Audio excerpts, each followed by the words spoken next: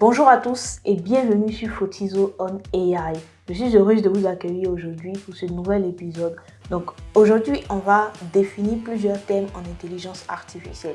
J'ai remarqué que plusieurs thèmes étaient difficiles déjà à comprendre, à retenir ou encore à définir. C'est ainsi que je fais cette vidéo. J'ai décidé de m'attaquer à une nouvelle série qui va consister à définir des thèmes en intelligence artificielle à chaque fois, mais qui seront accompagnés aussi par des exemples par moment pour que vous puissiez mieux comprendre cela. Avant de commencer, n'hésitez pas à vous abonner si ce n'est pas encore fait et prenez place.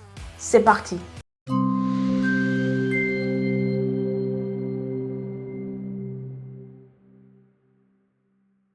Je suis avec Fabrice Loredana aujourd'hui, donc vous la verrez pas, vous entendrez juste sa voix. Elle va me donner quelques thèmes à définir, mais aussi des définitions qu'elle a trouvées sur le site de la CNIL, qui est la Commission nationale de l'informatique et des libertés. C'est une autorité française qui est indépendante et qui veille à ce que l'informatique respecte les droits et les libertés, la vie privée aussi des citoyens. Deep Learning, apprentissage profond. L'apprentissage profond est un procédé d'apprentissage automatique utilisant des réseaux de neurones possédant plusieurs couches de neurones cachés. Ces algorithmes possédant de très nombreux paramètres, ils demandent un nombre très important de données afin d'être entraînés. C'est effectivement ça. Le deep learning, c'est une spécificité d'algorithme de machine learning qui s'appuie sur des réseaux de neurones artificiels Il faut savoir que le deep learning vient combler les limites du machine learning afin de résoudre des problèmes beaucoup plus complexes tels que la reconnaissance faciale, la traduction automatique, la génération de textes, la génération d'images. Donc, tout ce qui est ChatGPT aujourd'hui que vous utilisez, ou Llama ou Mistral, peu importe ce qu'on appelle IA génératif aujourd'hui, ce qui a mené à ces IA génératifs, c'est le deep learning c'est la révolution du deep learning. Tu as parlé de réseau de neurones artificiels. Qu'est-ce que c'est? C'est inspiré du cerveau humain Donc les réseaux de neurones sont composés de neurones connectés, un peu comme le cerveau humain, qui traitent l'information en plusieurs couches successives Ils permettent de modéliser des relations très complexes dans les données. Ça, c'est très important. Il faut le voir comme un filet de pêche. Chaque nœud représente un neurone et chaque ligne représente une connexion. Donc, pour identifier une personne dans une image, un réseau de neurones passe l'image à travers différentes couches. Chacun détecte des traits de plus en plus complexes pour arriver finalement à la solution. Donc, j'en parle un peu plus dans ma vidéo, le deep learning. On va switcher vers des domaines et disciplines. Le premier terme est traitement automatique du langage naturel. Selon la CNIL, le traitement automatique du langage naturel est un domaine multidisciplinaire impliquant la linguistique, l'informatique et l'intelligence artificielle. Il vise à créer des outils capables d'interpréter et de synthétiser du texte pour diverses applications. La définition est assez claire, je pense, mais je reviens quand même dessus pour que ça soit encore plus clair pour vous. Faut savoir que le traitement automatique du langage naturel est appelé aussi en anglais NLP pour Natural Language Processing. C'est le domaine dans lequel je suis, c'est ma spécialité de thèse, donc de doctorat. Donc le traitement automatique du langage naturel regroupe toutes les techniques qui permettent aux ordinateurs de comprendre, générer et manipuler du langage humain Donc on parle du langage écrit ou du langage parlé, mais là je vais plus m'attarder sur le langage écrit parce que quand on parle de NLP aujourd'hui, on essaie de rester un peu sur le langage écrit et on le sépare du langage parlé par moment, mais c'est confondu en réalité. Et d'ailleurs, il y a une vidéo dessus que vous pouvez aussi aller voir sur la chaîne. Donc, pour revenir sur le traitement automatique du langage, on peut dire par exemple quand vous parlez à un chatbot ou quand vous demandez à Gmail de rédiger vos mails, vous demandez à Gemini plutôt de rédiger vos mails, vous demandez à ChatGPT de rédiger vos mails Donc ceux qui sont dans ce domaine-là, ce sont eux qui ont conçu ChatGPT, ce sont eux qui ont conçu tous les logiciels que vous utilisez, même dans votre téléphone, juste la prédiction du mot suivant. Ce sont aussi ceux qui font du traitement automatique de la langue qui ont conçu ces systèmes-là. Traitement automatique de la parole. Selon la CNIL, c'est un ensemble de disciplines dont l'objectif est la captation, la transmission, l'identification et la synthèse de la parole. Ces disciplines rassemblent notamment la reconnaissance de la parole, la synthèse de la parole, l'identification du locuteur ou encore la vérification du locuteur.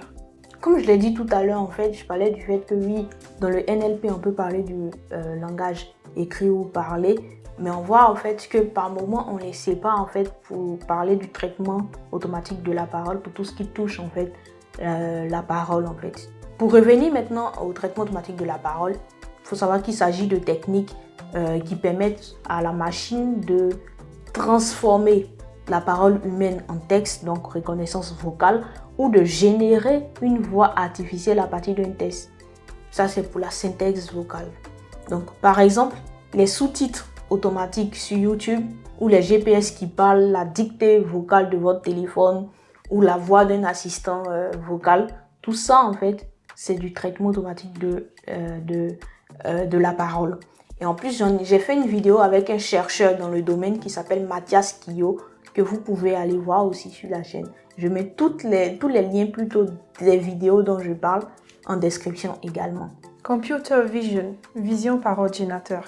Selon la CNIL, la vision par ordinateur est une branche de l'intelligence artificielle dont le principal but est de permettre à une machine d'analyser et traiter une ou plusieurs images ou vidéos prises par un système d'acquisition. La computer vision en fait permet de voir et d'interpréter le contenu d'images ou de vidéos. Donc c'est pas uniquement des images, il y a aussi des vidéos. Par exemple, une voiture autonome va utiliser la vision par ordinateur pour repérer les piétons, les feux rouges et les autres voitures. C'est ce que fait les voitures telles que Tesla. Donc la reconnaissance faciale, la lecture de plaques d'immatriculation. La reconnaissance faciale, la lecture des plaques d'immatriculation ou encore, comme je l'ai dit tout à l'heure déjà, les voitures autonomes, ce sont des cas d'usage de la vision par ordinateur, mais pas que. On entend parfois parler de modèle multimodal. Qu'est-ce que c'est? Eh bien, un modèle multimodal, c'est un modèle qui est capable de traiter plusieurs types d'informations en même temps. Par exemple, du texte, des images, des vidéos ou même des sons. Mais si je montre une photo d'un chien, que je demande qui est cet animal, un modèle multimodal va analyser à la fois l'image et le texte en fait pour répondre c'est un chien. Donc il va aussi bien lier l'image en fait et le texte parce qu'il ne saura pas si c'est un chien ou pas et il doit comprendre aussi la question. Donc en même temps qu'il comprend l'image, en même temps qu'il comprend la question en fait. Donc il va traiter ces deux modalités là. C'est un peu comme un cerveau humain en fait. Bon, même si le cerveau humain il est largement au-dessus de tout ça, on utilise souvent plusieurs sens à la fois. On est tous d'accord. Donc, on va utiliser le toucher, on va utiliser la vue, on va utiliser l'odorat. Et c'est ce qu'en fait on veut transmettre aussi à l'IA. L'IA multimodale, c'est ce qu'on essaie de faire aussi. Mais tout simplement en version numérique. Aujourd'hui, on a beaucoup de modèles en fait multimodaux. Donc, qui sont de plus en plus utilisés. Notamment dans ChatGPT, Gemini, vous donnez une image, vous posez une question sur cette image-là et en fait, ils vous répondent plutôt. Ça veut dire en fait qu'ils comprennent ce qui se passe sur l'image. Ils comprennent aussi votre question. Comprendre, c'est un bien trop gros mot, mais j'utilise ça par abus de langage en réalité.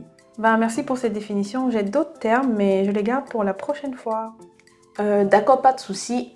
Dites-moi si vous avez aussi des définitions qui vous semblent difficiles, très floues. Je vais les aborder dans d'autres vidéos. Et si vous voulez que j'approfondisse certains thèmes, comme j'ai pu approfondir machine learning et tout, n'hésitez pas aussi à me le dire. Comme ça, je ferai des vidéos qui seront dédiées à ces sujets-là.